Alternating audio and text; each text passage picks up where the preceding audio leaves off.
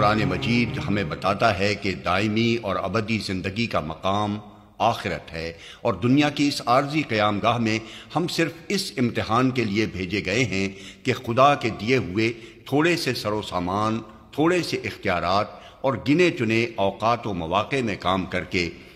ہم میں سے کون اپنے آپ کو خدا کی جنت کا مستقل آباد کار بننے کے لیے موزوں ثابت کرتا ہے۔ یہاں جس چیز کا امتحان ہم سے لیا جا رہا ہے وہ یہ نہیں ہے کہ ہم صنعتیں اور تجارتیں اور کھیتیاں اور سلطنتیں چلانے میں کیا کمالات دکھاتے ہیں اور عمارتیں اور سڑکیں کیسی اچھی بناتے ہیں اور ایک شاندار تمدن پیدا کرنے میں کتنی کامیابی حاصل کرتے ہیں، بلکہ سارا امتحان صرف اس امر کا ہے کہ ہم خدا کی دی ہوئی امانتوں میں خدا کی خلافت کا حق ادا کرنے کی کتنی قابلیت رکھتے ہیں، باغی اور خود مختار بن کر رہتے ہیں یا مطیع و فرما بردار بن کر خدا کی دنیا کو خدائی معیار کے مطابق سنوارنے کی کوشش کرتے ہیں یا بگاڑنے کی، اور خدا کی خاطر شیطانی قوتوں سے کشمکش اور مقابلہ کرتے ہیں یا ان کے آگے سپر ڈال دیتے ہیں۔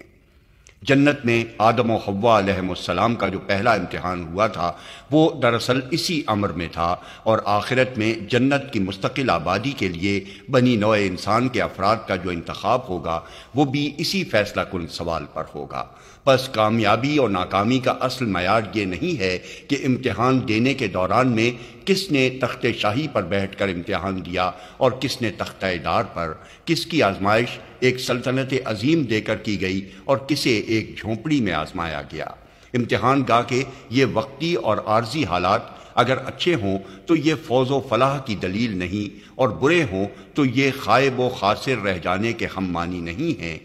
اصل کامیابی جس پر ہمیں نگاہ جمائے رکھنی چاہیے یہ ہے کہ دنیا کی اس امتحان گاہ میں جس جگہ بھی ہم بٹھائے گئے ہوں اور جو کچھ بھی دے کر ہمیں آزمایا گیا ہو اس میں ہم اپنے آپ کو خدا کا وفادار بندہ اور اس کی مرضیات کا متبع ثابت کریں، تاکہ آخرت میں ہم کو وہ پوزیشن ملے جو خدا نے اپنے وفادار بندوں کے لیے رکھی ہے۔